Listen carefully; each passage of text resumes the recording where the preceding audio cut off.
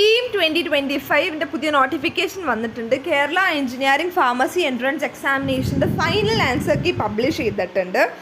So അത് കീമിൻ്റെ വെബ്സൈറ്റായിട്ടുള്ള www.c.kerala.gov.in എന്ന വെബ്സൈറ്റിൽ പോയാൽ നിങ്ങൾക്ക് നിങ്ങളുടെ ആൻസർ കീ കാണാവുന്നതാണ്.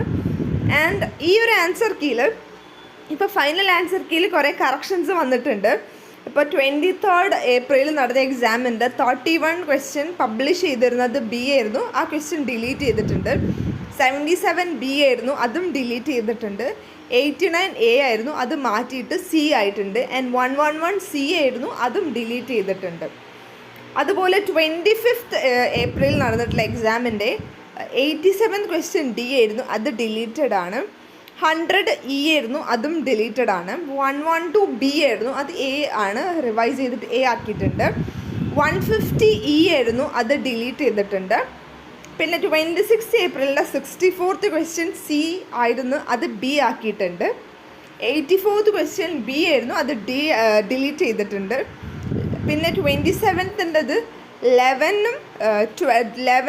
29, 42, 55, 89 ഡിലീറ്റഡ് ആണ്. 114 ബി ഉള്ളത് എ ആക്കിയിട്ടുണ്ട്. ആൻഡ് 28th ഏപ്രിലിൻ്റെത് 65, 99, 131, 140, 127 ക്വസ്റ്റ്യൻസ് ഡിലീറ്റ് ചെയ്തിട്ടുണ്ട്. അതുപോലെ തന്നെ 29th ഏപ്രിലിൻ്റെ 2, 39, 41, 74, 108, 117 ക്വസ്റ്റ്യൻസ്, ഈ ക്വസ്റ്റ്യൻസൊക്കെ ഡിലീറ്റഡ് ആണ്. സോ നിങ്ങളുടെ ഇത് എൻജിനീയറിംഗ് എക്സാമിൻ്റെയാണ്. ഇനി ഫാർമസി വരുമ്പം 29th ഏപ്രിലിൻ്റെ 11th മാത്രം ഡിലീറ്റഡ് ആണ്. ബാക്കി 31 സി ആയിരുന്നത് ബി ആക്കിയിട്ടുണ്ട്. 32 ബി ഉള്ളത് എ ആക്കിയിട്ടുണ്ട്. 35 ഡി ഉള്ളത് എ ആക്കിയിട്ടുണ്ട്. 37 സി ഉള്ളത് ഡി ആക്കിയിട്ടുണ്ട്. 39 എ ഉള്ളത് ബി ആക്കിയിട്ടുണ്ട്.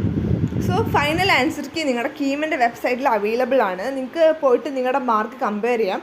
അതുമല്ല കാൻഡിഡേറ്റ് റെസ്പോൺസ് ഷീറ്റും പബ്ലിഷ് ചെയ്തിട്ടുണ്ട്. സോ നിങ്ങൾക്ക് നിങ്ങളുടെ ആൻസറും ഈ ഫൈനൽ ആൻസർ കീയും തമ്മിൽ കമ്പയർ ചെയ്തിട്ട് നോക്കാവുന്നതാണ്.